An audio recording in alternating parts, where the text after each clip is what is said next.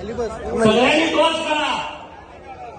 माझ्या पत्रकार मित्रांना विनंती आहे की हा हिंदू समाजाचा आक्रोश महाराष्ट्रावर जाऊ द्या। हिंदू समाज हा जागा आहे, कुणी समजण्याचं असं कारण नाही की आम्ही काही करू हिंदू धर्माच्या संदर्भामध्ये आणि आम्ही करत ते खप्पल अशी ज्या ज्या अवलादींची ज्या ज्या जिहादींची भूमिका आहे त्या सगळ्या जिहाद्यांना कळू द्या की हिंदू जागा आहे आणि तुम्हाला धर्माच्या विरोधामध्ये गेला आणि छत्रपती शिवाजी महाराजांच्या बद्दल जर तुम्ही चुकीचं काम केला तर आम्ही तुम्हाला सोडणार नाही।